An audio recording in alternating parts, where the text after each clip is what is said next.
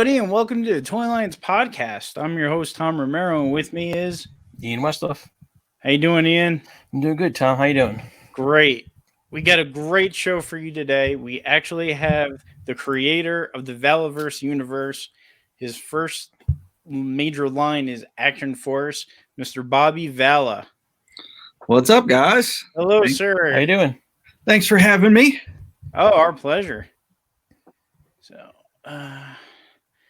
So how's things going with Action Force at the moment? It's going great. I mean, it's super busy. I'm so taken back how like successful the line has become and the company and stuff. So, I like being super busy and working on all the aspects of it. So it's been a roller coaster, but one of those like I want to keep riding it roller coasters. So I'm digging it. Nice, cool. Now, with COVID around, is it keeping you busy or? Yeah, I mean, I've had a great COVID year. I know a lot of people have COVID year horror stories. But listen, I got to work on my brand and expand the line, and lots of new things are happening and it's evolving, and the pre-orders are still open, so a lot of people are still ordering series 1, which is awesome. So yeah, I'm still waiting for mine. Great. What was that? I'm still waiting for mine to come in the mail. Soon. We're still on track to ship sometime this spring. So stuff's looking really good though. Who do you find to be the main collectors for this? Like guys who are into G.I. Joe or into action figures? G.I. Joe, also like 1/12 collectors. So I try to get, a lot of the Legends and Black Series collectors as well. But I'd say it's probably 75% G.I. Joe, right? 20% 1/12, and then another 5% just people that like good looking toys. Right. Were you a G.I. Joe fan growing up? I was. G.I. Joe was like it for me. I collected a lot as a kid, but G.I. Joe was like my brand. But I always said I was a kid of the 80s and the 90s, so I think I had I had the best time, because a lot of people are like, oh, it was the best in the 80s. But I got into G.I. Joe as a kid when it got into its prime. And then I was still a kid buying toys and still playing with toys when Toy Biz stuff was hitting, and Batman animated series stuff and Ninja Turtle and that early 90s stuff was really great. So I had all of it, but even in the 80s, like I collected He-Man, I collected Thundercats, Silverhawks. Like I had it all, but G.I. Joe was always like the prime one for me. Your go-to. Yep. Okay. Nice. Now, here is your logo right Ooh, now. That's pretty. Now let's get into some Action Force stuff. Yeah. Now, how did you end up with this gentleman? Oh, that's a good one. I have no idea how that happened. It still amazes me it did happen, because it's like when I stop and think like, holy crap, like Sgt.Slaughter's in the line.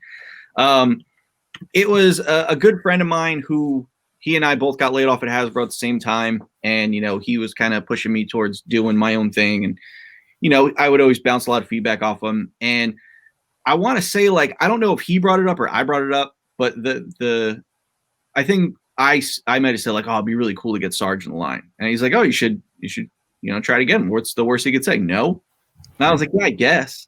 So I was able to get in touch with his agent, and, he didn't know what Valaverse was, what Action Force was.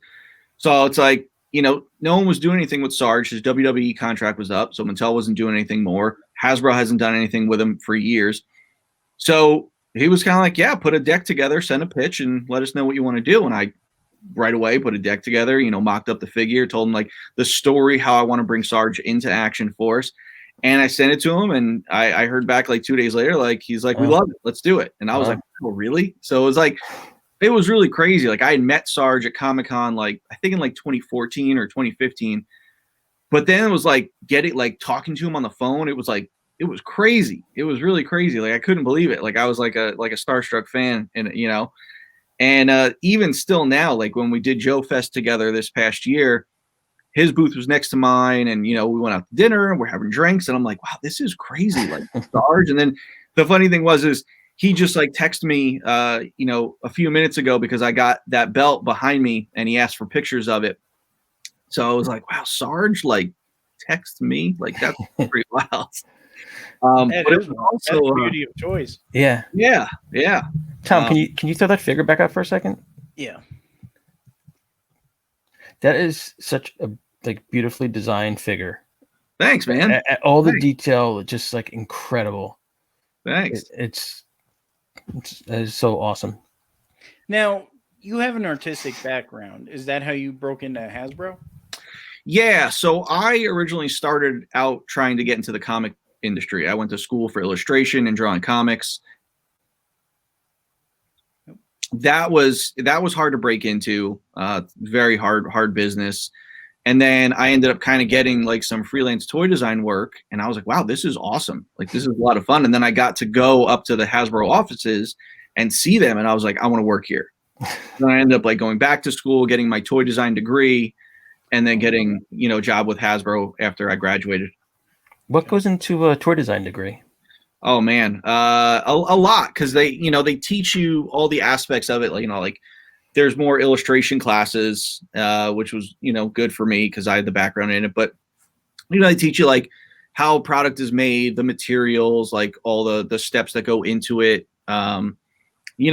So that's kind of the gist of it. They teach you like some marketing and things like that. But luckily for me, I had done an internship at Hasbro before I went to do my toy design program.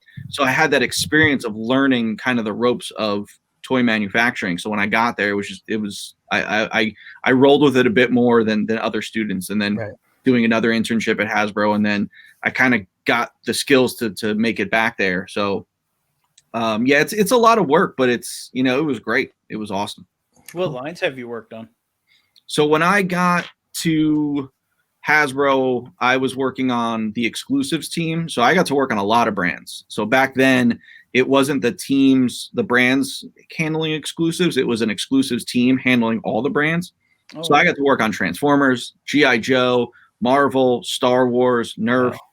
Wow. What else? Yeah, pretty much like every boys action brand. And then after that team kind of went away, I was absorbed into the Marvel team. And then I stayed on the Marvel team for the majority of my time there. And on Marvel, I worked on their kid and collector stuff. A bunch of the movies, Guardians 2, the last two Avengers movies, a lot of Spider-Man stuff, Amazing Spider-Man 2. And then I did a short run on G.I. Joe when they were thinking about doing the third movie, Superhero Mashers. Wow. Yeah, that's probably the majority of it. Do you have a favorite line that you worked on out of all that? I mean, Legends, like working on Legends was great. I worked on, because when I came, I was always a 3 3/4 inch fan. So I got to handle Marvel Universe, the 4-inch brand. Unfortunately, it was like when the brand was going down, so I got less articulation, less costing. So it was like more watered down figures, but I love that line. And I got to work on a 12-inch line and the prop replica line. So that was really fun. But 6-inch Legends is that's like it, man. That's like the top of the mountain. But I really enjoyed my time on Spider-Man, and then I really enjoyed my time working on Guardians 2. Like, that was just a fun brand. And I mean, Avengers, Infinity War, and Endgame is obviously it's a big stage, but so many things were changing along the way, like with the movie, and so much stuff was secretive. So you didn't get to have a lot of freedom. Guardians, I had a lot of freedom. That was cool. Cool. And then, so you got laid off, and then you decided you were going to go into business for yourself? Yeah. When I got laid off, I'm like, shoot, what am I going to do? And I knew I wanted to stay in the toy industry. I'm like, well, I can get another job at another toy company, which I eventually did. But, my friend was like, why don't you do your own thing? And I was like, I don't know. That's a lot of work. Like, it's not just like designing, like you're running a company. It's like, I knew nothing about running a company. Right. But, the more I thought about it, and I saw like other people had done it, there were successful companies out there with people that have left big companies to start their own thing. So I was like, all right, well, I could do it. And if I do it, what would I do? And at the time, they weren't doing anything with G.I. Joe, and I knew that there was a gap in the marketplace for 6-inch military. So I known that Hasbro was going to do something 6-inch. I just knew I can kind of beat them to like announcing it, and then they would beat me to on shelf. But then, you know, I could see what they were doing. So we played that little dance. But that's how I kind of figured out what I was going to do. Gotcha. Because when I was at Hasbro, when I was on the G.I. Joe brand, I did an iteration of the 6-inch line. It wasn't classified. Mine was more Pursuit of Cobra, more real world military. And then the line got canceled when the third movie got scrapped. So that was a real bummer. And that's when I was kind of like, they should have just done a 6-inch line even without a movie. Exactly. And that's why another reason why I went for what I went with. Gotcha. Now let's look at some of your figures now. Besides the Sarge, we have Steel Brigade. And some other guys. Now, these are 6-inch figures, and it looks like they have what? I'm just going off the top of my head, at least 20 points of articulation. Yeah, they have the same amount of articulation as a, you know, Legends Black Series figure. They have butterfly joints, so, you know, it's more on the high end of the articulation realm. Very nice. And I especially love the design of the the weapons. Like I was looking at some of the pictures of the extra bonus sets that you can order, and one of the guns looked like it was part Glock and part X2 taser. I thought that was an awesome amalgam of both of them. So yeah, are you a big gun guy? I'm a big gun guy. Yeah, so all the weapons are real world firearms, which is awesome for me because it's like a lot of the ones I have are in the line, so it's kind of like, oh, I have that one, I want to get it, I want to make it for figures. But yeah, the weapon sets have been the big seller, I think, because people see the sci-fi weapons that come with the classified stuff and they want real world military stuff, and luckily I'm able to give it to them. So like, sorry, Tom. You see like a lot of military guys collect the line, or you know? Absolutely. And those, like, I really love hearing from the military guys. I have a lot of ex-military guys that do work for me. Like I have a military consultant. Nice. He's an ex-special forces guy. He comes on and, you know, he reads the comic scripts and is like, oh, you know, they wouldn't say that in this scenario and that sort of thing. But yeah, I have a lot of customers that are ex and current military, which is awesome because I love that I can, you know, do something for those guys, and what I'm doing, they're really digging. Right. Definitely. Right. That's actually really cool. Yeah. Now you bring up the comics. Now, is your artwork personally in there, or did you hire somebody to do this? I did a few of the alternate covers. I wish I had the time to do them, but no, I hired people to do the interiors. I wish I could to do the interiors. It would take me forever. But no, I got some great people I have doing the interiors. Robert Atkins is a big time cover artist. He did a bunch of the covers, and then I was doing the alternate ones. But I think I'm going to take over doing all the covers from now on, just because I kind of like it. And I want some of the limelight. Very nice. Yeah, let's take a look at these real quick. Now, how cool is this stuff? Now, this is the Swarm. Yep. Figures. Now, okay, so the whole story is terrorists are invading the Republic, you know, every state, if you will, and then Action Force is activated. Or so, what exactly is the villain of the story? So in a way, so basically what happens is it takes place 8 years from now, and it kind of mirrors what's happening in the world today. It's like a lot of division, and it causes the whole country to kind of go at each other, and they feel like the only way to solve the issues is if there's no more federal government and every state is now a republic and on their own. So everything is splintered, and then it's, you know, they're trying to coexist, you know, each republic working with each other because there's trade and things like that. But then there's obviously always going to be power hungry people, and one republic will start teaming up with another republic, and then they'll bring in another one in, and then they start to become this super republic, and then more get together and start to become this giant force called New Colonia. And it's almost like they're trying to make a new United States. So then they start trying to take over everybody. And the Swarm came in as almost like a third-party security force. Think of like OCP and RoboCop. Okay. So it's a corporate run, a lot of dark behind-the-scenes stuff. Swarm come in like, hey, we're here to help. You know, if your borders need protected, we're here to help. But really, like, they're bad dudes, and they're there just to kind of take over your infrastructure. Because when you hire the Swarm, that corporation gets a stake in your republic, like you're indebted to them in a way. Oh, okay. So then New Colonia has their military, which is the garrison, and Carrick is the leader of that military. So they're trying to take over people. The Swarm are trying to take over people. So, guys like Sarge see it and they're like, this is turmoil. We need to fix this. We need to get back to a peaceful country and a United States. And he forms the team or starts the catalyst that forms the team of these military individuals. They're like, we need to combat this evil. And that's, they came in, but there's so many other factions because the country's so weakened and there's all these other factions trying to reap the benefits of it. So Action Force is like fighting this uphill battle of taking on all these other factions, trying to like ease everything. So that's kind of the gist of the story. So Sergeant Slaughter actually plays a pretty big part in this. Oh yeah. Yeah. So his issue 4 is all about Sergeant Slaughter and his backstory. Cool. So that's a cool one because, I knew when I brought Sarge in, I wanted him to be this older,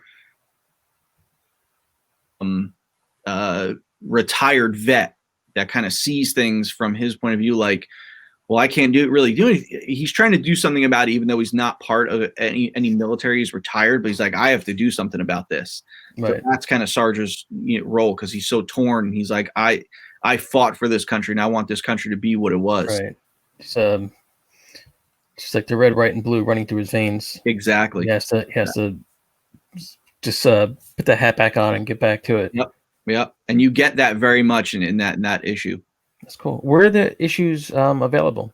So the issues are going to be available on the Valaverse site. I'm actually going to pick up the shipment of issues 1 through 4 on Monday. So they're getting delivered on Monday, which I'm really excited about.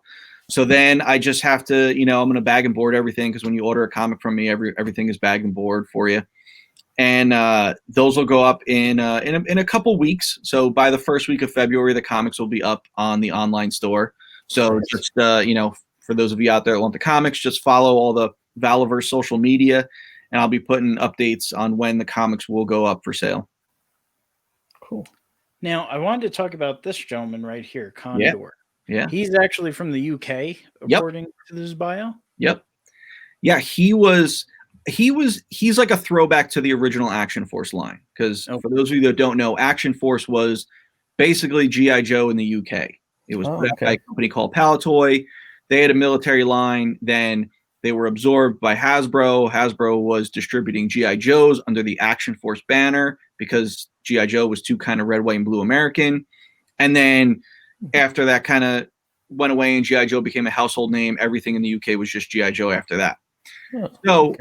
To pay tribute to, everything that came before the Action Force of old, I was like, I want a character that pays homage to that. So Condor is a British SAS operative, and he is in the United States as a liaison at the time. And when that whole disillusion, I call it the divide, when that happens, he's there like, wait a second, this is crazy. Like, and he's called back home, but he's like, no, I should stay here and help them get through this. Like, I came here to help them. I should stay here. So he kind of disobeys orders to stay there and be a part of the team. So he's almost like the commander or one of the leaders of Action Force.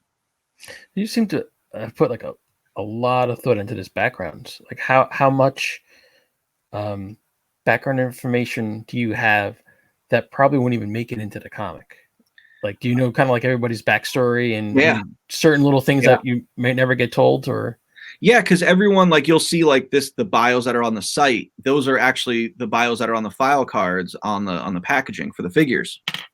So I wanted to be as in-depth with the backstory as possible, but there's a lot that gets told then in the comics. So like you get like a small snippet of it here, but then the comics really tell that more in-depth story. So issue 5 is about Condor and his backstory and what he's doing. So it was cool to kind of, flush that out.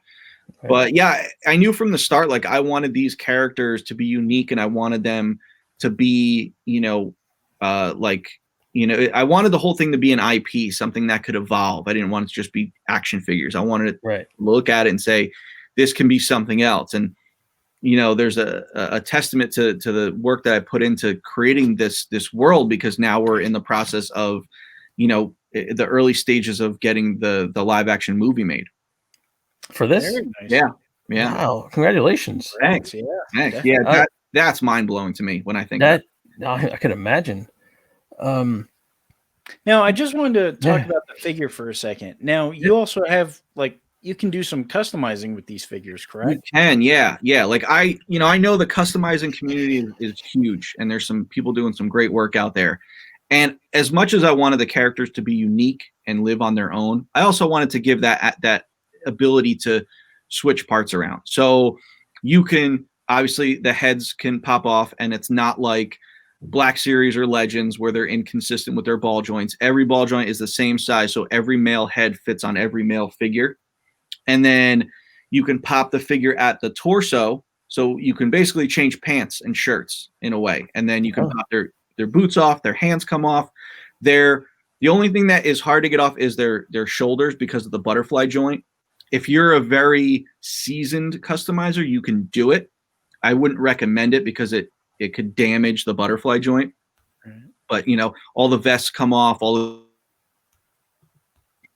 the gear is interchangeable, the thigh straps, the holsters, removable magazines. So yeah, there's a lot of customization. Then there's the basic figures like this, which are just like your troop builders. So these are the Republic troopers. So you got a special ops guy in all black, the riot guy in the blue, and the urban trooper in the gray camo. So I wanted people to be able to get those and then just get the weapons packs and then make their own characters. That's cool. Yeah, definitely. It's kind of like if you ever wanted yourself in G.I. Joe, here's your chance. Yeah. Very cool. Yeah. I especially love the detail on these weapons. I mean, you can actually tell that, these are authentic. These aren't, sci-fi stuff. Yeah, and the thing is, like you're looking here, these are painted prototypes. I have samples of like the actual tooled weapons. The level of detail we got on them is amazing. Like even blew me away. Awesome. Now here's another. Is this like a variant of the Swarm, or this is the actual? So that's the Swarm gear pack. So the Swarm gear pack has that flight jetpack, the riot shield, and a couple rifles. So that's basically just to kind of outfit your Swarm trooper, with a little more gear. Very nice. Now, did you always see Action Force your Action Force as a reboot, or just like a continuation of the story? I saw it as a reboot because when the other thing was kind of going back when I was developing the line, my buddy and I, we would talk, and I wasn't sure what to call it or what to do. And, he was in charge of sort of securing trademarks for, things over at Hasbro. And he kind of like gave me a nudge like, hey, there's a bunch that I didn't renew during my time there, because we weren't going to do anything with it. And I looked, and like I was a big fan of the Action Force line, and I looked, and the trademark was abandoned in 2005. So I thought, you know what, that brand had a lot of history, and it shouldn't be dead like this. Like it should kind of live on. And I purchased the trademark and now have this rebooted Action Force line. But the crazy thing that's happened recently is I've gotten in touch with some of the designers, the original designers from Action Force in the 80s. Wow. And they love what I'm doing. And the one head designer, he, in an email he wrote to me, he said, I don't think of this as a reboot. He said, this is a continuation of the line in his mind. So like to hear that, I was like, wow, this is amazing. It's a great compliment. Yeah, you're doing good stuff. Yeah. Very nice. So, I mean, I still see it as a reboot because, those guys created their universe. Mine's something new. So it's great if people think it's just a continuation. That's awesome. I guess I could see it as both in a way. Sure. Now, do you have other waves in mind? Yeah. So Series 1 has been so successful that I'm able to take the profit from Series 1 and put Series 2 into production right behind it. Nice. So that there won't be that big gap between, Series 1 and Series 2. So it'll be like when the product ships this coming spring, I fulfill all the orders, Series 2 is going to go up for pre-order right away. And then since the factory will already be working on Series 2, they'll ship a lot quicker. So they'll ship before the end of the year. And then I'll be able to start working on Series 3 at the same time. That's awesome. Yeah.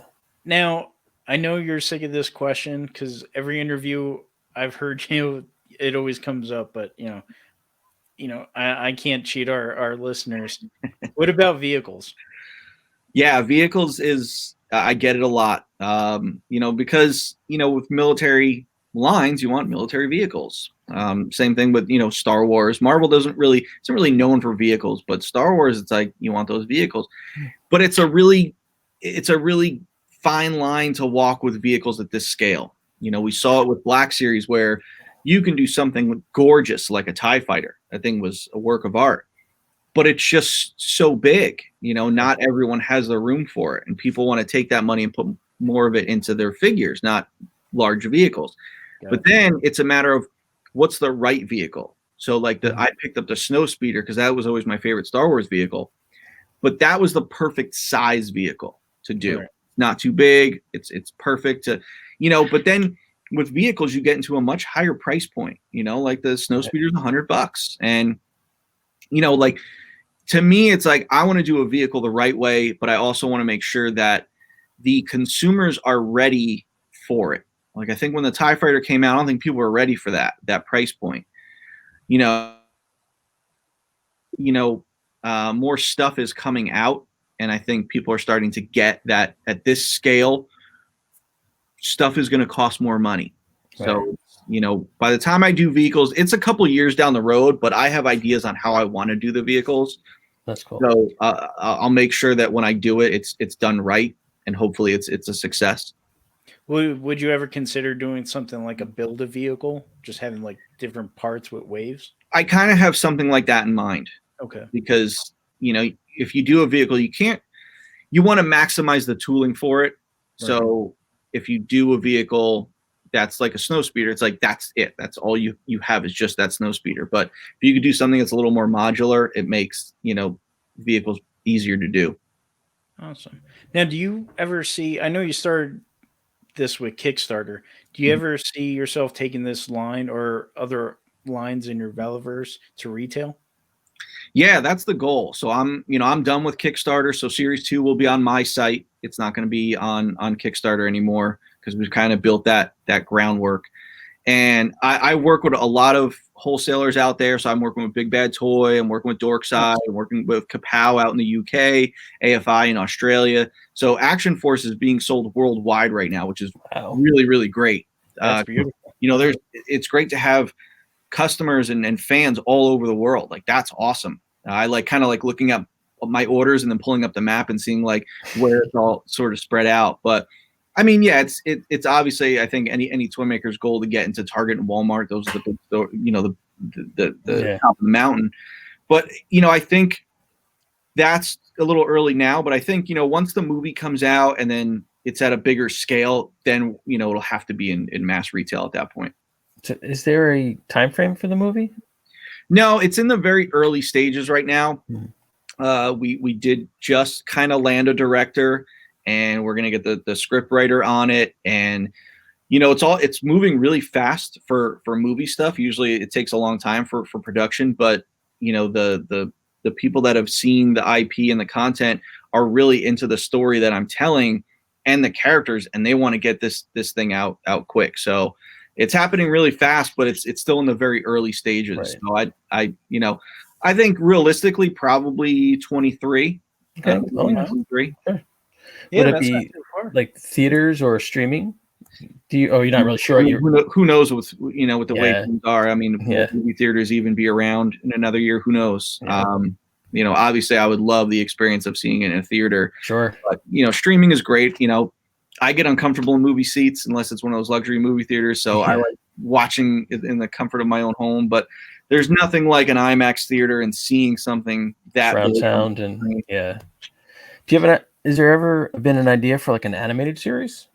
I want to do that. And the funny thing is originally I had thought of it as just an animated series. And then my production partner that I'm working with on the movie side of things, when he contacted me, I'm like, yeah, I want to do an animated series. He goes, I want to do live action. And I'm like, okay, like I'm not gonna fight you on that. But I think that live action is great because you can tell one part of the story. Sure. Animated is great because you can tell tons of stories. Like look at Rebels and Clone Wars. They told all these extra stories in between big movies. And that's the great part about it. So that, in my mind, that's how I would like to do it. You know, one of my favorite animated series is G.I. Joe Resolute because it was really dark and gritty and more like adult oriented. And even like the Spawn animated series back in the day, like I picture Action Force like that. Like I would love to get the animated series on a streaming service and be able to just keep churning out seasons of storylines. Right. That's awesome. Yeah. Now, this is all under the Valaverse. Are there other toy lines we could look forward to? Nothing yet. I'm kind of keeping my focus on Action Force right now. It keeps me so busy, and I'm in the process of getting office space, to expand the company even more. So that's really exciting. So I'm going to focus on Action Force right now. And also it's like, you don't want to spread yourself too thin too quick, but you have to be mindful of having the company evolve. No company just survives on one line. So, it would be cool to see down the road, like what other lines I do that are my own created, but also like, eventually I'd like to get a license for something and then, and do another company's toy line. Like that would be really fun. So we'll see. That'd be awesome. Well, good luck to you, sir. Now, for our listeners, where can they find and order these great figures? Yeah, so the pre-orders for all of Series 1, all 15 items in Series 1 are up for pre-order, and you can go to valaverse.com. There's a bunch of links on the site for pre-ordering those items. That'll take you to a third-party site, but those links will take you right there, and you can place your order. If you're having any trouble with your order, because it's a platform you're not used to, the Valaverse YouTube channel has a step-by-step on placing an order. You can also order through Big Bad Toy. You can order through Dorkside. If you're in the UK, order through Kapow. If you're out in Australia, order through AFI. So there's many ways to order. It'd be great if you can, order through me. But, I have great partners that I'm working with if you want to order through them as well. And there's later this month, like at the end of this month, I'm going to have a ton of samples coming in from the factory, packaging samples. So it's about to get really, really exciting. The comics are coming in. I have a big surprise item that's going to go up for sale on the store first, hopefully second week of February. So that's really exciting.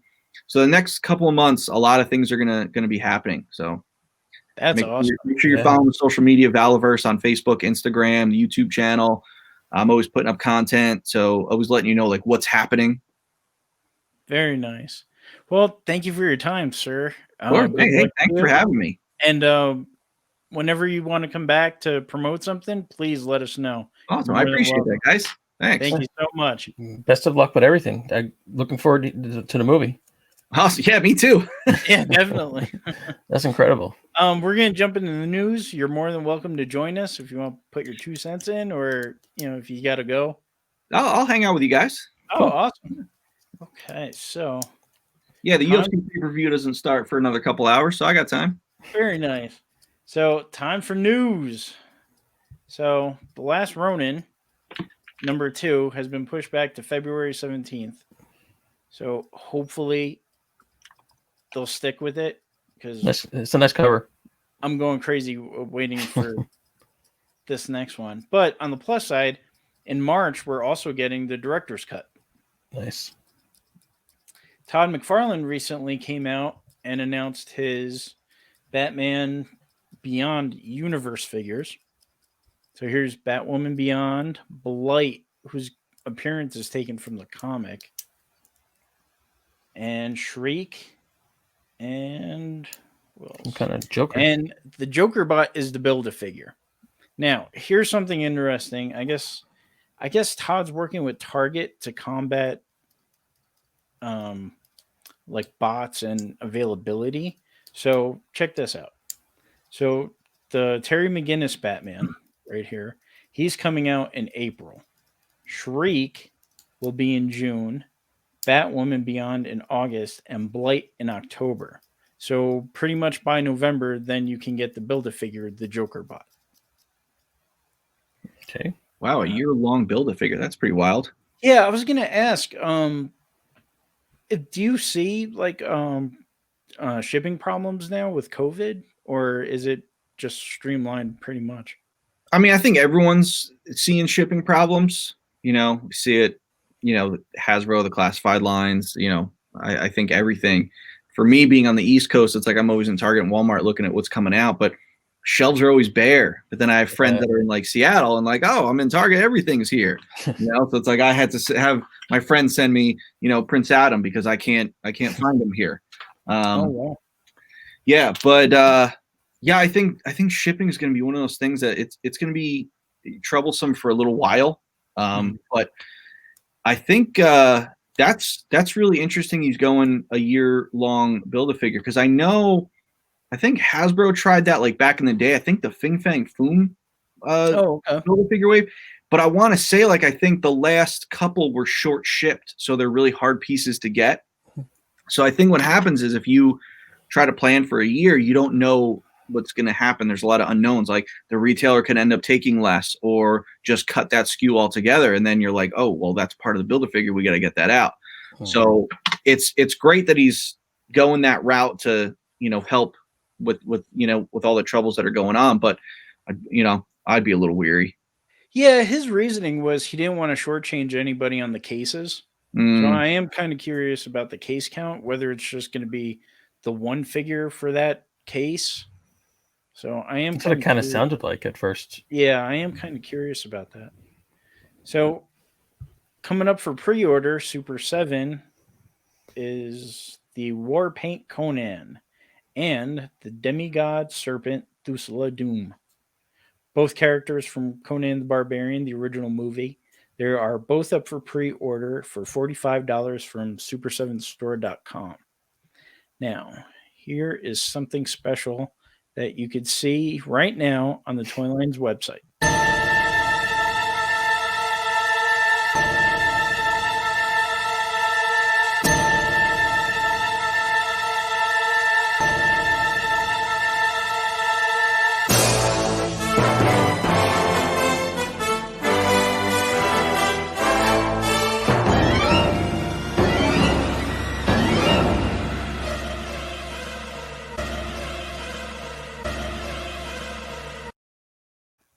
Now, if you log into www.toy-lines.com, you can see that figure, Pit Fighter Conan, as our toy review for this month.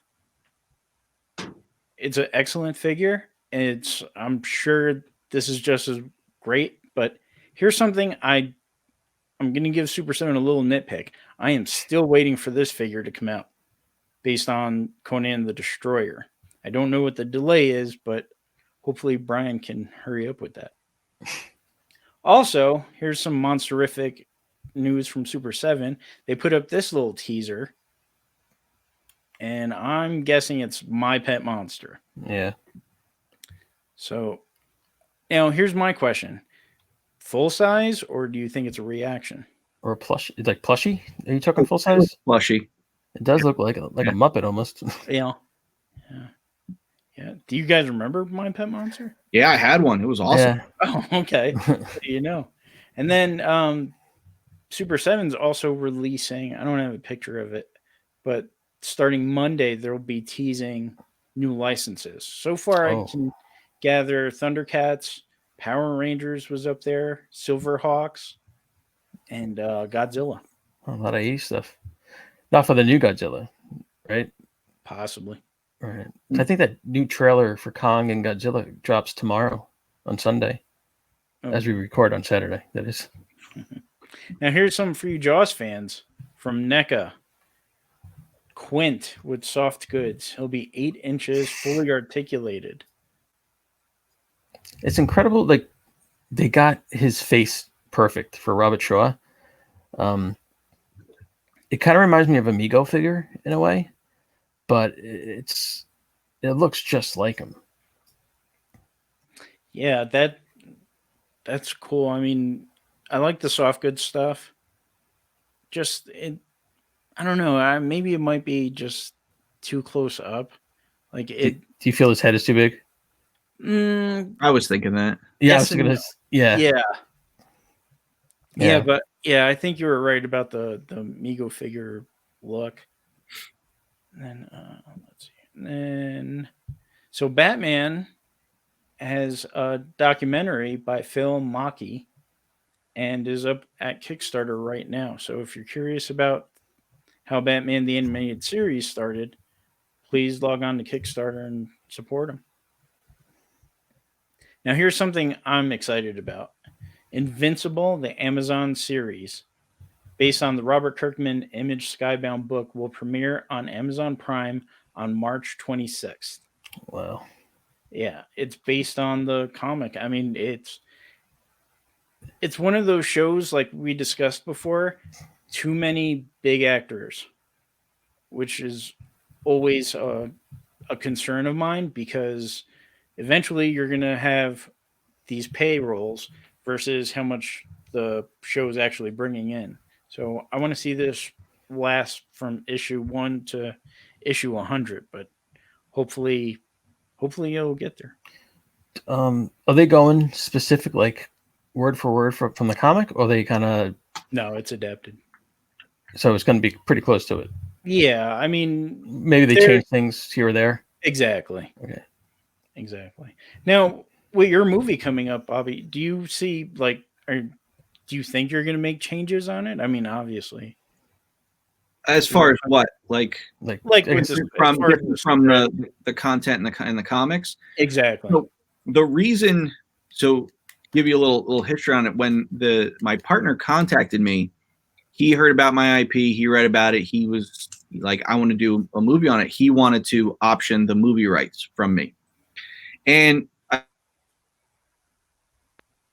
send me a contract and I'll look it over. So I looked it over and it kind of took too much of the creative control away from me. And I didn't want what happened with G.I. Joe, where like Cobra Commander is Baroness's brother who's dating Duke. Like, I didn't want someone to have that freedom to do that with my IP. So I turned him down. I said, no, I don't want to do this. I said, I don't want someone kind of destroying my story, the story that I built. So he loved that I took that route. And he was like, well, let's start a production company together. This way I can keep creative control. I'll use his connections and assets. And then together we do it so that we're doing the whole like production together. And that's why I went that route. So yeah, I'm sure there's going to be some changes, but I'm there to make sure that no, this character, this is his storyline. He has to stick with it. And this, can't be, written that way. So we're having those early conversations now because there's a lot of the story that I haven't come up with that we're looking to tell in the movie that we're going to have to come up with. So, it's in tandem. Very nice. So I'm not excited for this at all. Willy Wonka prequel in the works. Now, is it a prequel to this or the other version? It's this. Yeah, I mean... it's a Gene Wilder? It's a Gene Wilder, yeah.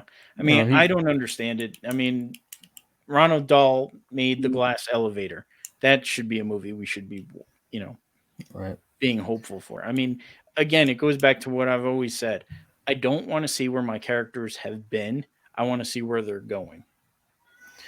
Yeah, it's I don't know who they can get to play young Gene Wilder because he was just so great in this.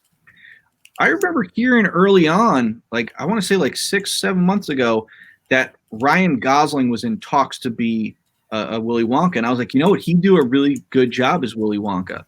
But now they're talking like Tom Holland, and I'm like, no. Well, Tom Holland's like the big star of the moment. He looks too much like a little kid, though. He does. Yeah, exactly. Yeah. So meet Muncher, the Ghostbusters Afterlife ghost. I guess he's replacing Slimer, who I'm gonna miss. Or the Slimer of this version, so to speak. From what I've read, he's like this movie's version of. Right. So I guess they're creating a universe where you get the Ghostbusters starting up as of kids. So, as they grow, they got Muncher, if that's his name, to go with them. I'm a little disappointed that they keep pushing this movie back. Yeah, some people are saying November now.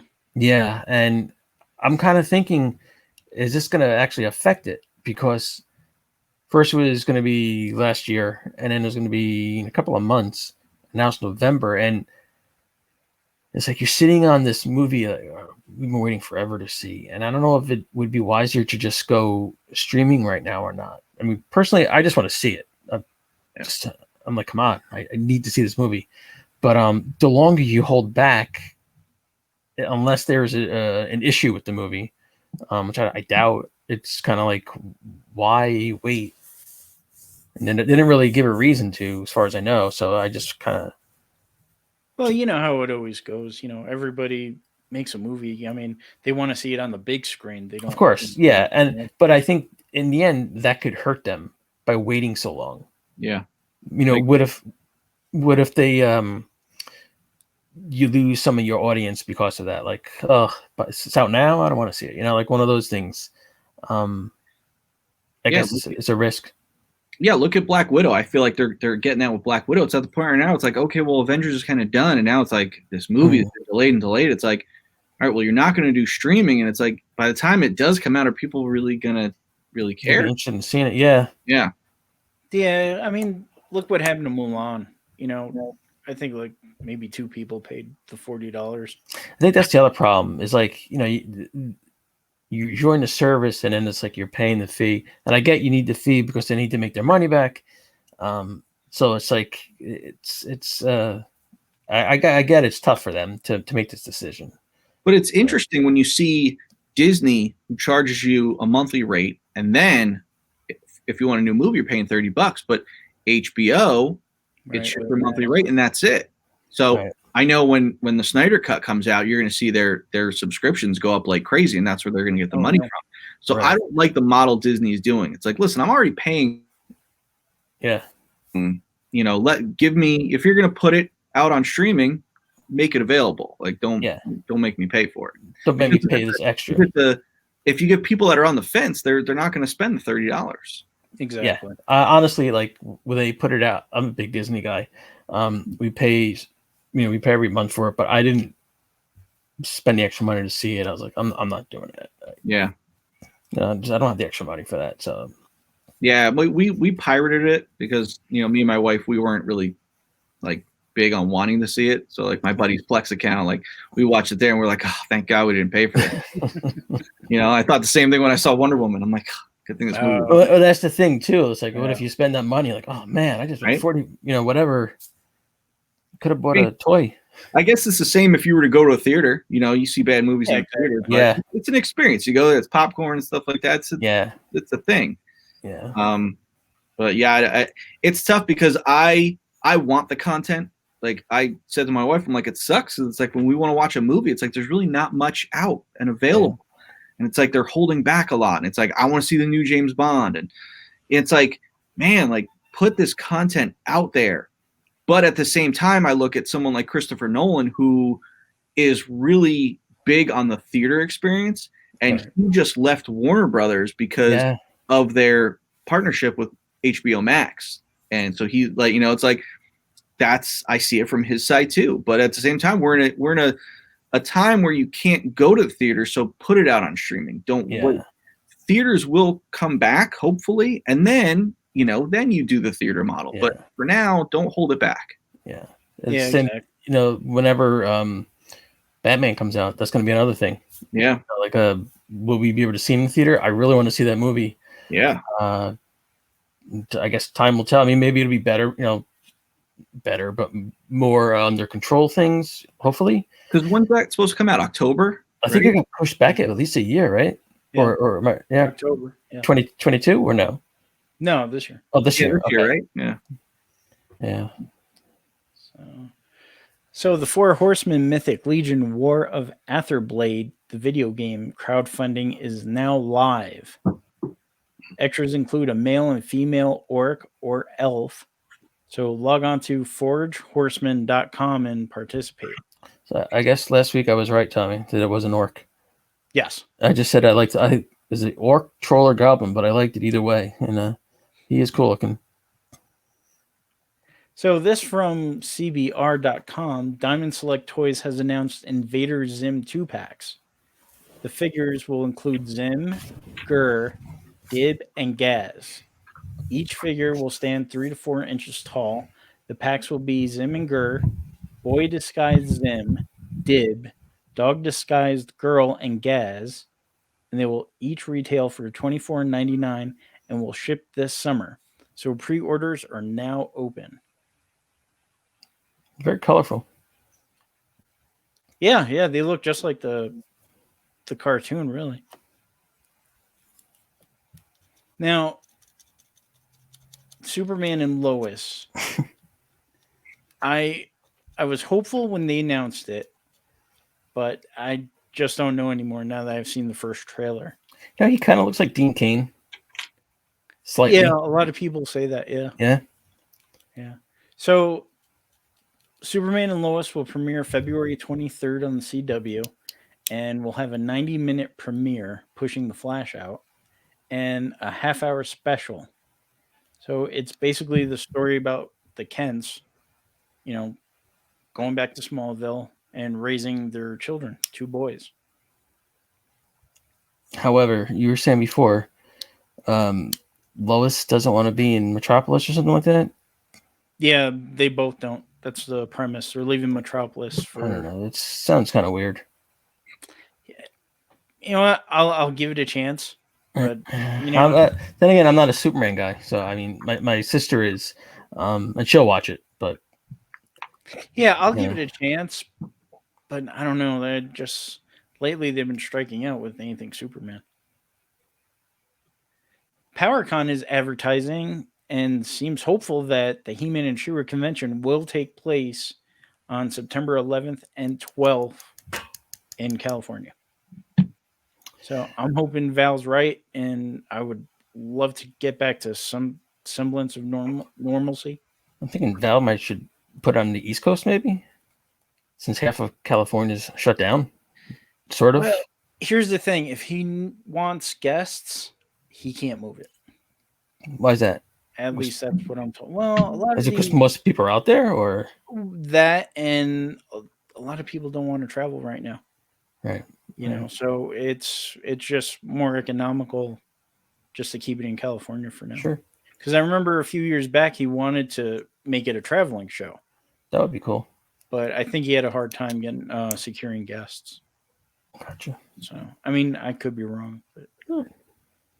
So for all you Scream fans, Mesco Toys MDS Ghostface doll is now open for pre-orders.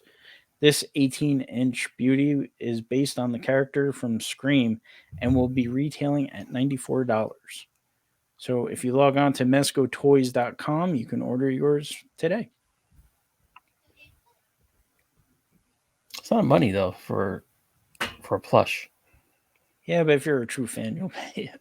I guess. For $90, you better talk or something. I kind of feel like Hello Sydney or something. I don't know. Well, I'm sure licensing fees is part of that as well. Yeah, that's true.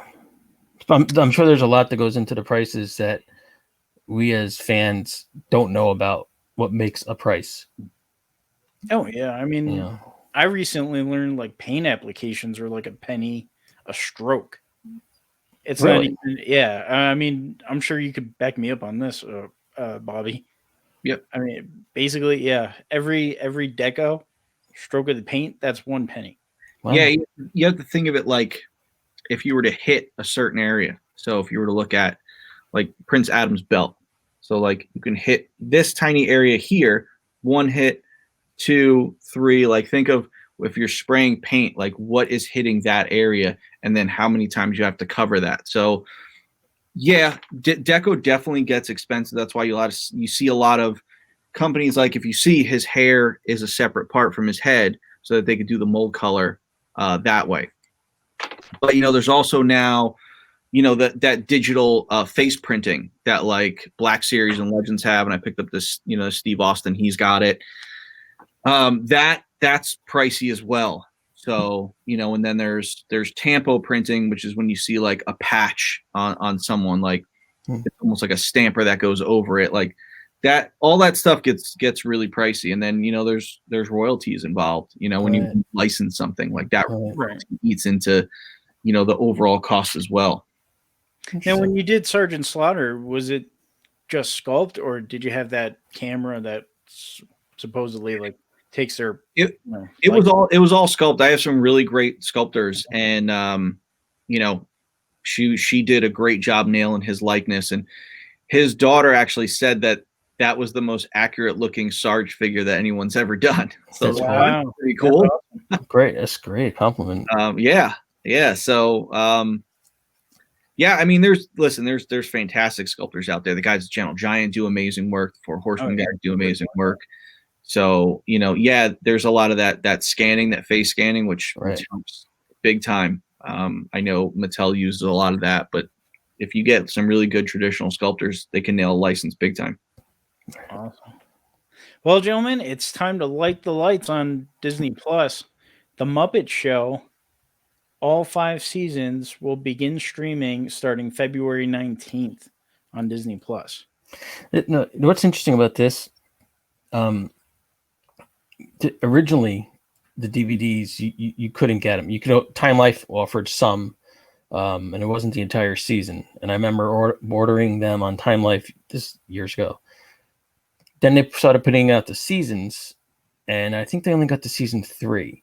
So now you're finally getting the entire Muppet Show series, which is pretty cool. So we were talking about this before, Tom. I still remember as a kid watching that on the couch with my sister, brother, and mother. Just made popcorn, and it's just a great show. Oh yeah, every Friday night. I mean, it's a part of our childhood, so now we can share it with our kids and so on. And so forth. But I think it's great also because it's I think they're seems to have trouble trying to do something with the Muppets the right way. Like Muppets Tonight didn't work as well, and all these other. I thought the movies were okay, but they weren't great. So this is kind of great. It's also got Jim Henson and all the original voices, so it's kind of like a nice little thing. Yeah, now if only they could work on Muppet Babies. Yeah. Cool. Now, this just in from Boss Fight Studios. I literally got this right before we started. So the Boss Fight hack figures, they have a 1.0 series featuring the Phantom, and now it's been announced that they're coming out with a 1.5 wave of the Phantom. Now, this looks like, I guess, the future Phantom or Phantom 2020. Right. I would love to see the Purple Phantom with the Wolf Devil. Although he's in a jungle and he's wearing purple, but it's just a striking looking image. Yeah, these are great figures. But even though they're doing the Phantom, I can't wait for Defenders of the Earth from NECA. Yeah. I'm still waiting for those. Hopefully they'll be out soon. And that about wraps it up. So I just want to thank Mr. Bobby Vala from Valaverse. Again, if you guys want some great military action figures and the Sarge, log on to Valaverse.com. Valaverse.com. Thank you. I just want to give a thank you, shout out to Brian Salvatore for our intro and outro music, Shared Universe Podcast Studio, our friends over at Spectre Creative.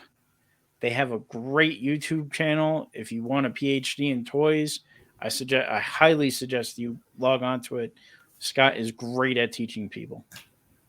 We are now on YouTube, so please help us out. We need at least 1,000 people to remain on YouTube. So hit that bell and subscribe. Please join the conversation at toyspodcast@gmail.com. We'd love to hear your input. You can listen to us on all podcasting platforms, Apple, Podbeam, SoundCloud, and especially iHeartRadio. We are doing so incredibly well. It's actually beaten our listeners on Apple, which I couldn't even believe.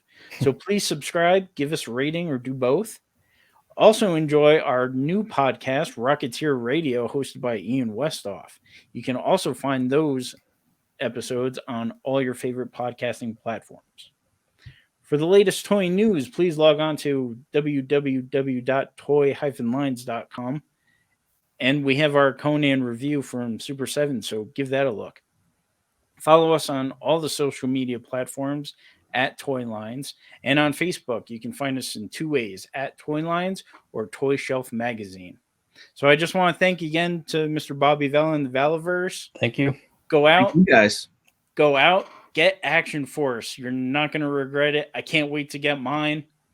Play with your toys. We'll see you next week.